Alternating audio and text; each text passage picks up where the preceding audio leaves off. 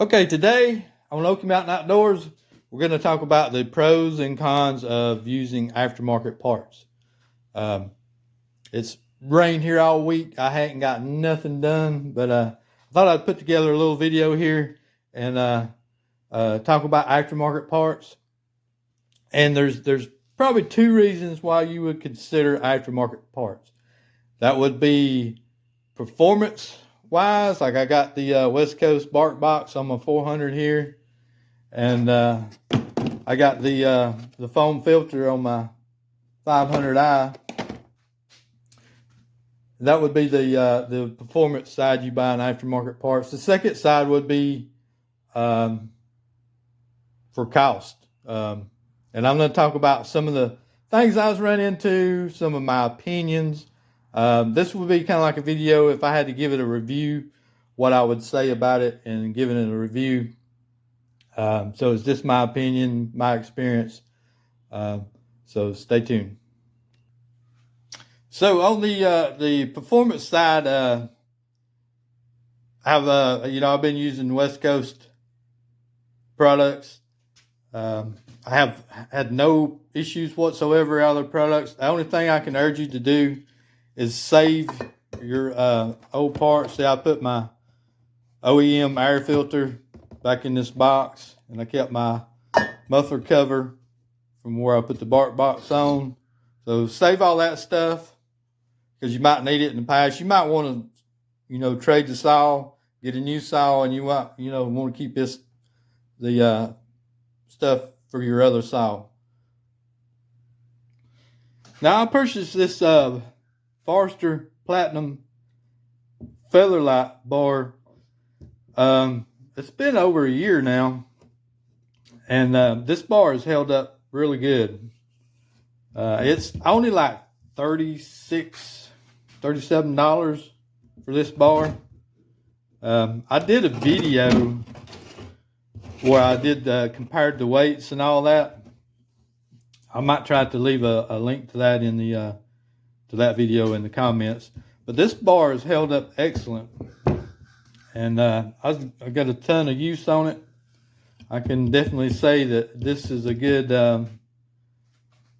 aftermarket product to put on your saw that's affordable. And the only thing I would want to say negative about this is right now the longest bar that they got in this feather light is an 18-inch. I wish they'd make it like a 20 or 24 and something like this. That would be awesome. Okay, next we're going to talk about aftermarket carburetors. And on this 30-year-old Stihl 021, I put a HIPAA carburetor in it over a year ago, probably a year and a half. And the last time this thing's been ran was last spring. I have tried several other carburetors, and they just won't adjust out. And I bought this HIPAA one and put in there. Nobody's gave me anything, but I did save the OEM, the carburetor that came off of it. And I think I gave like $13 for that carburetor. I couldn't even get a rebuild kit for this for $13. But I am saving the carburetor just in case I want to rebuild it and put it back on there. But it's been over a year since this thing's been cranked. Let's crank it up and see if it still runs. It may not even run no more. So, okay.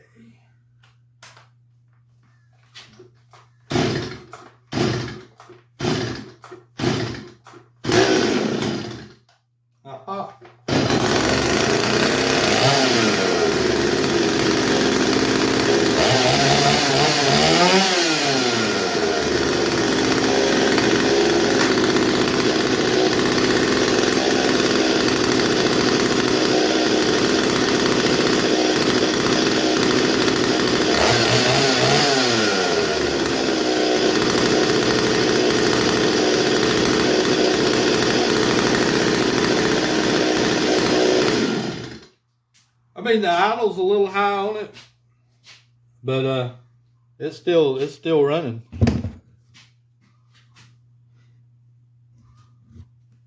So the next thing I want to talk about with these homeowner chainsaws, especially the Steels, is all the bolts in this thing are like machine screws, and you take them out and like they'll just like pull the threads right out with it. So I suggest you can go on Amazon and order like a plastic screw assortment kit.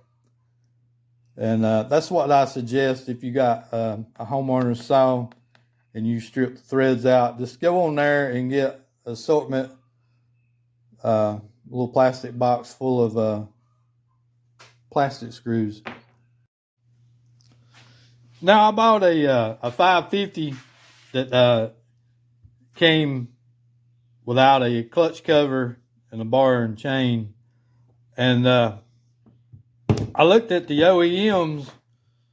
I think Husqvarna wanted like $160 for one of them.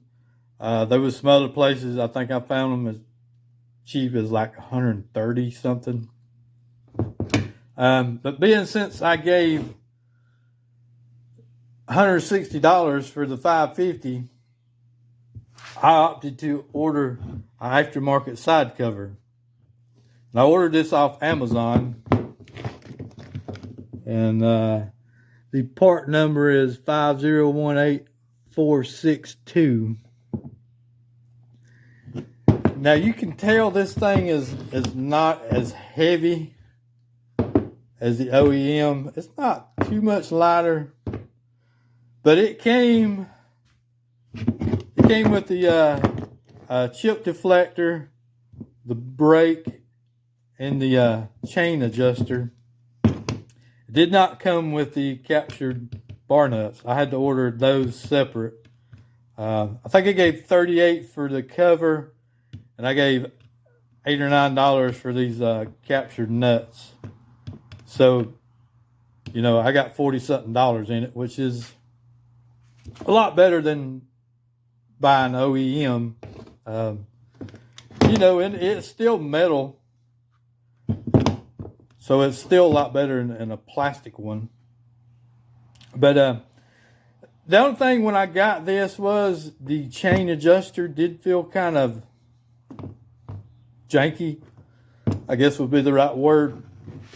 It kind of felt like it was wanting to cut its own threads or something. I don't know. Maybe just the threads were rough or something. I did take and put some grease down in there on them threads and worked it back and forth several times, and it seemed to fix it. So, but I did.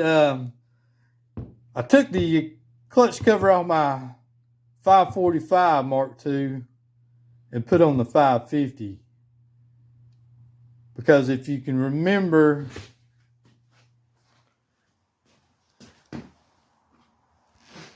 this saw right here that had the crack in the case that I got for $100, I've been using it as a truck saw. So it had a good side cover on it, so I put the side cover on the 545 that I got for $160. I got this saw for $160. So I put just swapped the side covers is all I did. The parts, most of the parts will fit between these two saws, because the 545's been leaving it in the truck for a truck saw in the 2-box. Just old beat around saw. This crack here hasn't bothered it. You know, I did a video on that where I took and put some epoxy in there. It hasn't seemed to affect the running of the saw. Still runs good. But yeah, I keep that in the 2-box as a truck saw. I actually used it the other day. started back. We've been having a lot of rain and some wind, and I had a tree in the road, and I had to get out and cut that out of the road. So yeah, seems to have held up so far. Of course, it's not getting a whole lot of use, it being a truck saw for that side cover. Now, another problem you might run into when ordering parts is when it comes, it's the wrong part. I ordered this clutch for something. I forget what it was now. I don't never send stuff back. Normally, I just take and throw it in the box. You know, I might need it later for something. Actually, it looks like that might actually fit the 5 series saws.